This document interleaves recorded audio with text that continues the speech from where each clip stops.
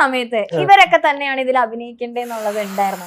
വീണ ചേച്ചിയൊക്കെ തന്നെ വേണം നായികയായിട്ടെന്നുള്ളത് ഉണ്ടായിരുന്നു. എനിക്കോ?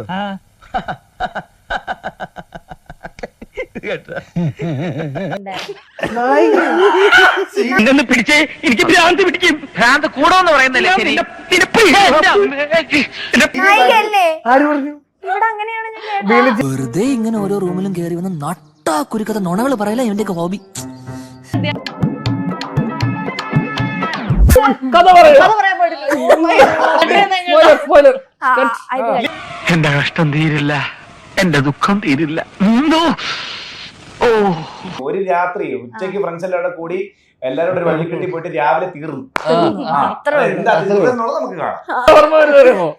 കപ്പല് മുതലാളി അതെന്തിനാടാ പന്നി ഇപ്പൊ പറഞ്ഞതല്ല, പിന്നീട് വരെ അവസരം കിട്ടിയില്ലെങ്കിൽ ഇനി റീ റിലീസ് ഇനി വരണം എന്ന് ആഗ്രഹിക്കുന്നു. ഞങ്ങൾ ഇതൊന്നും ഒടുക്കത്തെ ഫോട്ടോ എന്ന് ഉദ്ദേശിച്ചത് സാറ് ഇവിടുന്ന് പോകുന്നതിന്റെ ലാസ്റ്റ് ഫോട്ടോ. എനിക്കൊരു പങ്കുമില്ലാട്ടോ, ഞാൻ ഇങ്ങനെ ഒരു ചോദ്യം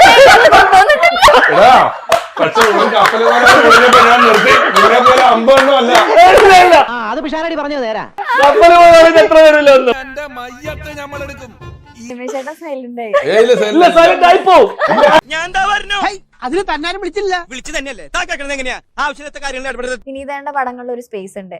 അത് എനിക്ക് കളയണോ? സാർ എന്നെ അപമാനിക്കരുത്. അടുത്തത് എഴുതി വെച്ച് കൊണ്ടുവന്ന മണ്ടൻ ചോദ്യം.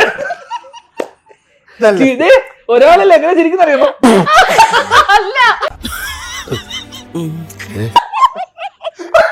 ഇപ്പൊ ഒരു സ്വിമ്മിംഗ് പൂളിൽ അജുവേട്ടൻ കുളിക്കാൻ പോവാണ്. പക്ഷെ വെള്ളമല്ലാതെ ഏത് ഒരു ലിക്വിഡ് അതിനകത്ത് ഇടണം എന്ന ആഗ്രഹമുണ്ട്.